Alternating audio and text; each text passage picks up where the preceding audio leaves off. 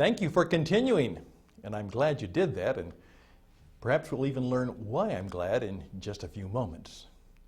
The first lesson you have to learn about radio and television and working in the media is truly you are the message. Now that's right.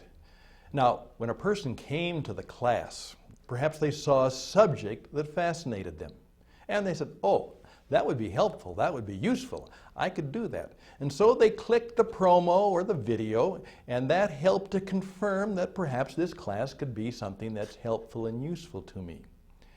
But let me tell you, something else happened.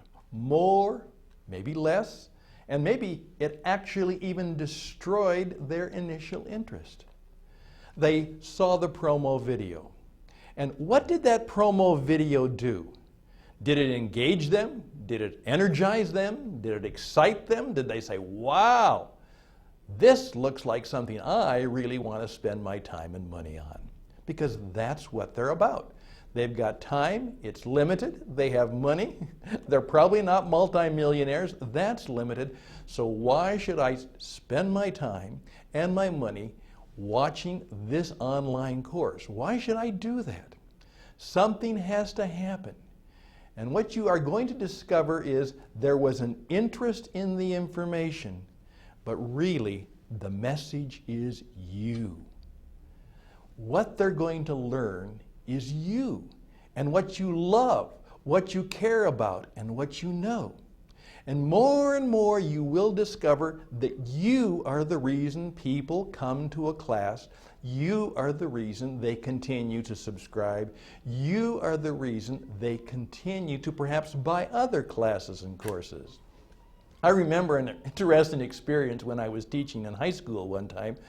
It was the start of a new term, and I was walking behind a group of some of my past students. They didn't know I was there. I was going to one of the classrooms, and I was just behind them. And they didn't know I was there. And of course, the students were talking about some of the classes that they had and some of the courses. And since I was primarily in the field of philosophy and history and education, I taught a number of classes in that. One of the young women said to her friend, I don't know what the subject is, but this guy named Hustad, Mr. Hustad is the teacher.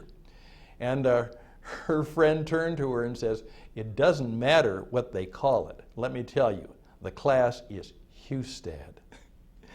And I had to smile. And I guess she was right, because what she was saying is, yeah, that's the class and that's the course, and it could be Russian history, it could be philosophy, it could be Western civilization, but you know what? What you're really going to get is the point of view and the perspectives and the ideas that come from Stan Hustad. She was saying he really is the message as much as the subject that he might be teaching. And that is vital. In radio and television, it's about people. It's about how they provide that experience. It's not just the information. They could get information from a book, but a book can be boring, a book can be hard, a book takes time, and perhaps they don't read well or they don't enjoy reading. What do they do then? Well, then what they're looking for is they're looking for somebody who will not just instruct them in the information, but somebody who will come alongside and make it an experience. I one time had someone do this. She was very kind and she was very nice, but she'd gone to one of my presentations and she took just a whole bunch of notes. She was a very good student and very affirming, said it was wonderful. She learned a lot of stuff from it, and she said that I think I'm going to try and teach this to my people. I said, great, good idea. Well, she came back and she called me a week or two later, and she said, Stan, it didn't go very well. And I said, what happened? She said, well, I taught exactly the same stuff you did. But there didn't really seem to be that kind of response to it. It certainly didn't go as well as your class did. What's the problem? I said, very simply. First of all, that information didn't come from you. It came from me. And you can't be me. You have to be you, and the information has to come truly from you. See, you can't duplicate me. I'm part of the message. It goes along with that. Years ago, and it's still somewhat controversial, the philosopher Marshall McLuhan made the comment, "You are the message," by saying this: the message is the medium is the message. And what he was saying is the radio itself, the television itself, the internet itself, the very media that people use truly impacts, shapes, changes, and forms the message. And let me tell you, once you're involved in radio and television, which is what you are right now in online education, it's a lot about personality. That's why you have people. That's why how they perform is important. Now, some of you are a little bit upset because some of the online classes and courses are now asking you to do more videos like this, what we call in the business a talking head video. And say, well, I don't want that. I don't like how I look on television. Well, hey, I've got a face made for radio, as I used to say. I'm not particularly sure that I like how I look on the screen, particularly on the big screens, and make my head shines and things like that. But here's the case, is that's what is important. People want to be not just in terms of the information, they want a relationship. They're used to having people in front of them, talking to them, engaging them. In effect, once it's on the screen, people expect it to be entertaining. That's right. They go to a screen, whether it's a computer screen, a TV screen, whether it is a big screen, they are usually looking for entertainment. And so the information they have has to be presented in an entertaining and informative way. I used to say that part of my job as a radio broadcaster is to make people smile, make them chuckle, make them enjoy it. That's what they were looking for. If I was doing a music program, or if I was doing a news program, or if I was doing a little more serious commentary, there had to be something about it where they found the very presentation something appealing to them. I learned a lesson a number of years ago. I had people quite often say to me, "Oh, Stan, I love your show. I love your program. I love to listen to you." I used to make this mistake. I would say to them, what particular things do you like, or what particular program have you heard that you liked recently? And they would get embarrassed because they really couldn't remember particularly the information that had been appealing to them, but they knew that they enjoyed the experience of listening to me, perhaps bantering with me, talking back to me. The very fact that I was a human being being shown to them, someone that they could relate to, made whatever information more engaging and more useful. And now, this is changing. Here's again part of the reason why they're asking you to do a little more of the talking head.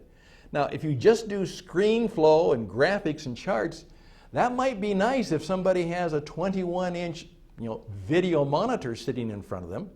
But right now, many of them have a 13-inch, or a 15-inch, or a 3-inch, or a 2-inch. So how are they going to take your class, enjoy your course, if they can't read the information that is coming across on the small screen? So what I'm hoping to do is, no matter whether you are actually listening to this on your smartphone as it sits in the car next to you, or whether you're watching it on a big screen monitor, that the energy, the information is there, is helpful, is useful, and engaging to you. What I also learned in media is that whenever you're presenting, you really have to be on. You do a 3-hour radio shot. That's a day's worth of work, because you have to prepare, you have to be ready. As I tell people, when you were on the radio, and I used to teach people how to be on the radio. And by the way, I'm going to teach you, if you want to, in one of my other courses. It's energy. You've got to be ready. You have to have your game face on. When I would sit there in the studio waiting for that clock to time down to the program, the red light would go on, the producer would give me this, I had to be ready. fully charged up, engaged, ready to go, because the quality of my presentation was oftentimes very dependent on the amount of energy and personality and connectedness, even the smile. By the way, that was very important. You know what I also used to do? I used to always sit down and say, this is the one person I'm trying to talk to today. And I would almost have a visual image. Sometimes I would actually get a real picture of the person that I was thinking about that night or that day for the program I'm doing. We used to say, if you try and reach everybody with everything, you reach nobody with nothing. But if you try and reach one person with something very specific and useful to them, oftentimes, then you'll reach many people with many good things. That's the deal. Now, I know this is a little bit challenging to some of you because you're a little bit shy, you're a little bit introverted, and you don't want to be the message. You want your information to be the message. Work at it. You have to. By the way, if you know anything about personality, I am introverted off the map. I am extremely shy as a person, but I had to learn as a teacher and a broadcaster to overcome that and try to be a person who had greater presence and greater power. And I sometimes succeed, and sometimes I fail, and sometimes people don't like it, but I also have to understand that sometimes they may like the information, but they don't like me. And sometimes they may like the information, but they really love me. And that's part of the game I have to play when I am an online teacher broadcaster. I have to understand that it has to be the perfect combination of good information, powerful content, that it is really something useful, but it is presented and given to people in such a way that it keeps them listening, keeps them watching, keeps them going on, because they have not only their iPhone, their iPad, and their computer, they also have something else which changed the world, something incredibly powerful that comes to us because of the radio and TV today. And if you don't know what that one thing is, you will never be quite as powerful and as good an online educator as you hope to be. And that one thing is what we're going to talk about next.